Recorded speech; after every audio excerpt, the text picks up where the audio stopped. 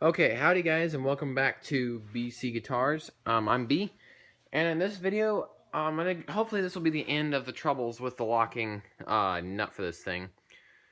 So I ordered parts, right? Because Fender, of course, didn't send me any, and apparently Floyd Rose makes a bunch of different sizes of this that I didn't know, and these original parts won't work. Now Sweetwater was really good. They refunded me for these and recommended me to go to a different website. And if I can find the right parts, I will for sure get some. But these are just barely too big. And this is how stupid this is. This is by like maybe a millimeter, maybe not even that. It's so close. They almost fit. They just don't quite. So I don't want to tear these up, but this is the thing. Since I got refunded for these parts, I've got a belt sander. Come on, focus, please. There we go. Thank you. So, since I have a belt sander, I'm going to take these parts. I'm going to see if I can shave like just a ½ millimeter off each side and see if I can make them fit. The screws I got with them fit. They work fine. And I like the gold. So, I'm going to see if I can squeeze. Since the bolt's in the very center, I figure I can take a half off each side. So, we're going to try that for now.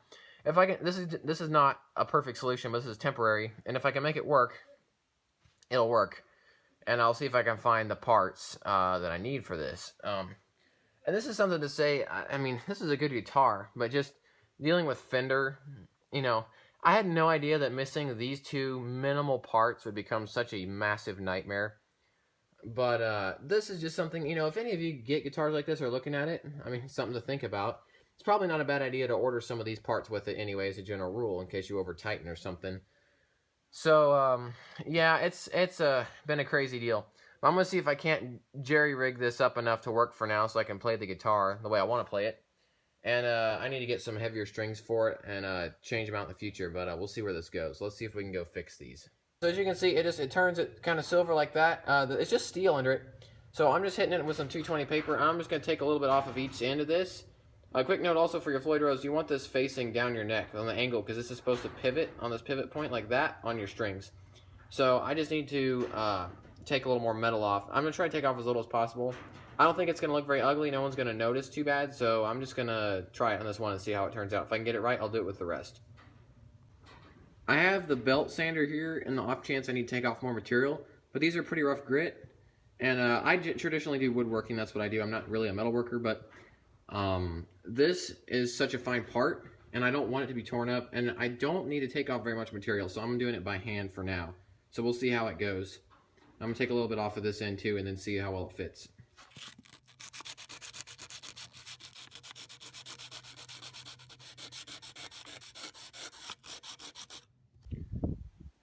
It's got that copper pattern on both sides. It's pretty darn cool, actually.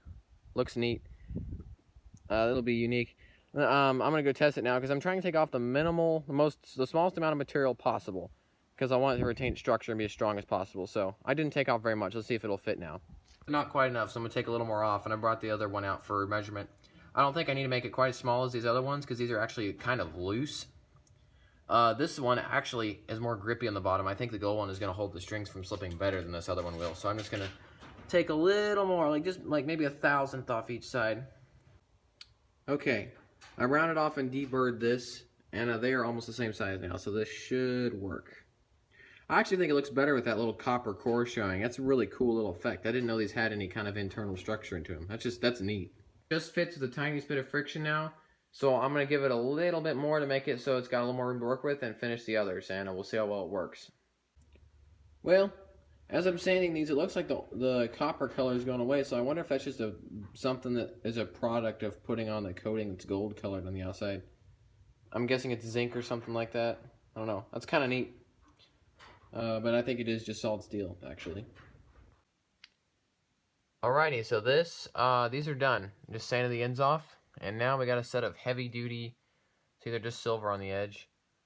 Heavy duty Floyd Rose locking nut plates, I guess is what they're called. I don't remember what they're called.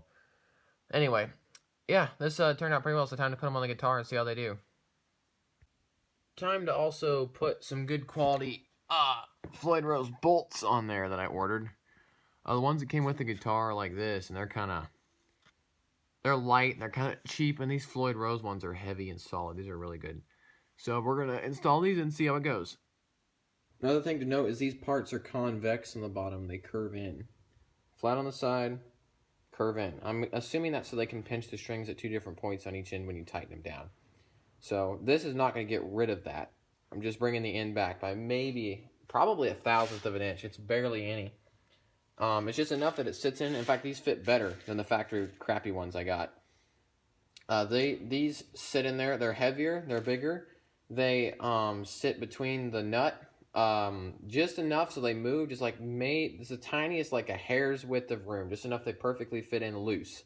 They're not tight, but they're not sloppy loose like the other ones from the factory are. And there we go. A nice set of nice locking nut. All works as it's supposed to.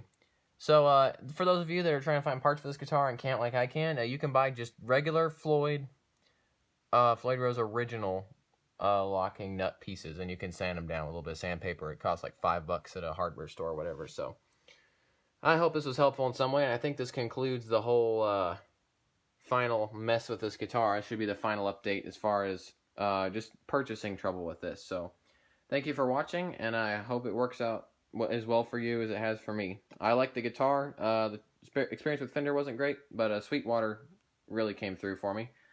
And a little bit of redneck engineering and anything can work. And I will see you guys next time.